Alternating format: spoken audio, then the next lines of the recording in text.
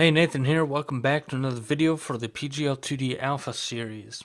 And in this video we are going to discuss the InputMap class. So let me expand this. So right click the input folder and add a new class and call that InputMap. Now the purpose for this class is going to be handling a list of keybinds. It's going to be a public class InputMap, and the only property it's going to have is a list of keybinds. So public list keybind, keybinds, get and private set. Alright, in the constructor, public InputMap, the constructor, we're just going to set keybinds to be a new list. Alright.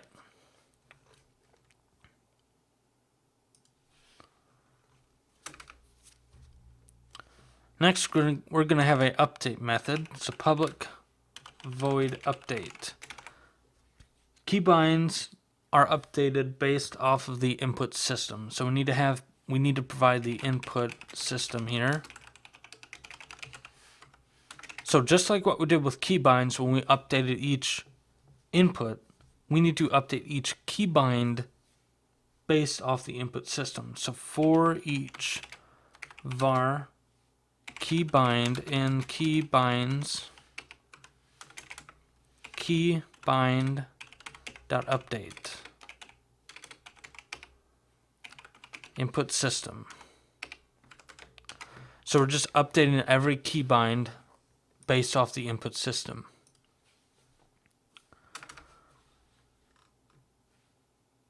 Now we need a way to add a new action to our input map. So an input map is going to be a list of keybinds, but a keybind holds actions. So public void new action.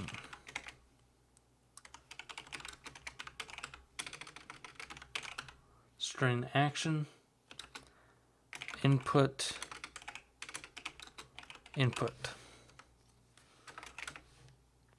So a new action, that's going to generate a new keybind based off that action. But we need to check to see if our keybind already exists. Var existing keybind. We don't want to have multiple keybinds for a single action. We want to have a single action have a list, massive list of multiple keys that we need to press. So if we already have an existing keybind, we need to update that instead of generating a new keybind object. So var existing keybind is equal to keybinds dot first or default. So first or default, this is going to be using a predicate which we are going to issue a certain test. K.action dot equals action name. So this is going to return the first result it finds if it found a keybind with an action by the provided action that we want to add a new action to. So we call new action, and let's say we call it attack, and we want to add the space bar to that.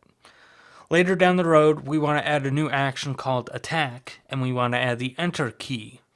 Now attack already exists. It's an already existing keybind. It exists by having space initially. We want to add enter. So we need to get the existing one. We need to find out if it already exists. So we use link, we use the first or default, and we issue a predicate that checks every keybind by issuing a test to see if the action name is equal to the name we are providing in the argument.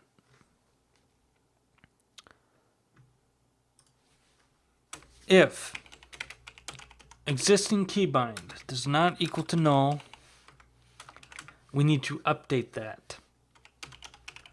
Existing keybind dot add input else. So that is null.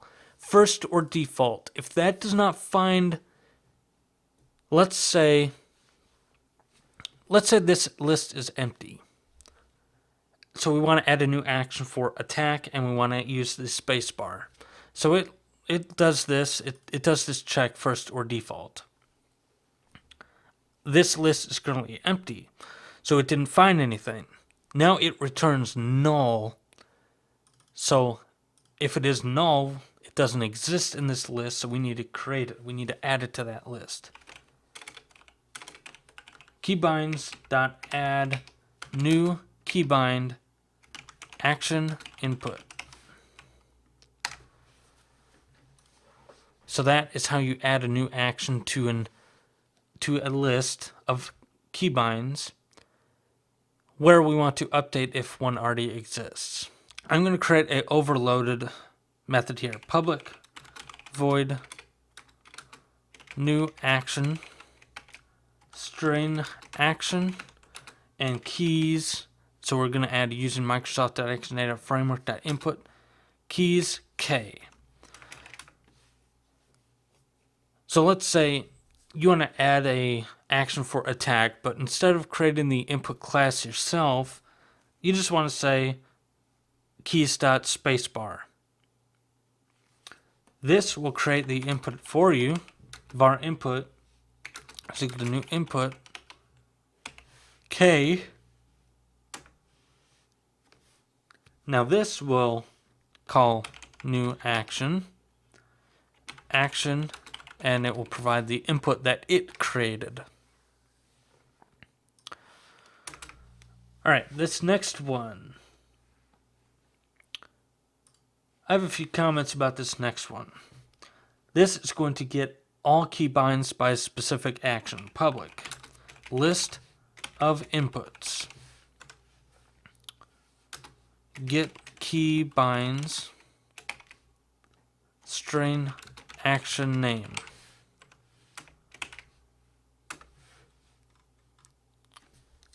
So we're going to use link, just like what we did here, first or default. And we're going to get the action name. So var keybind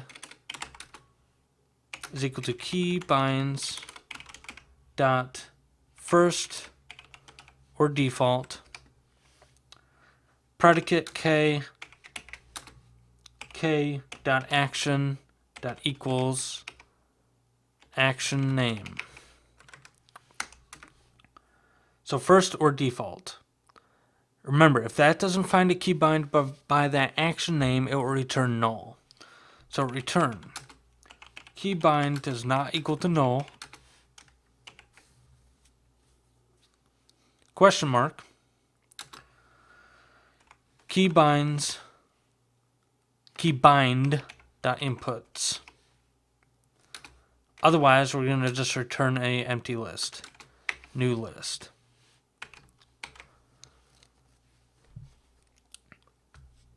So my comments about this method. This will never happen. If you want to do a safe check, we're going to have to do a little bit more complex link here. What will never happen? This will never happen where we will have one keybind object with the action name of attack, for example, and then we'll have a entirely different keybind object with the same action name as attack. That will never happen because when we add a new action, it will see if it already exists.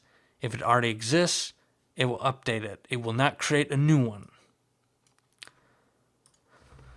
Now, if you want to do a save check, or if you want to support multiple keybinds with the same action name, maybe you want to do that instead. This is what you will have to do. Var keybind. Actually, let's call this var inputs is equal to. Now this is actually going to look like a complex link query. link to entities query. From K in Keybinds. So from, I'll just do a brief giant overview of link. From, whatever you want to call your variable. In, some kind of list or I enumerable. From K in Keybinds. Where K dot action dot equals action name. So that will give us multiple keybinds by that action. So we get from K, from keybinds, and then we limit it by the action name. Okay. Then we need to do a select. What we want to get from these results. Select k.inputs. So we select the inputs. Now we wrap that in parentheses and we call .toList.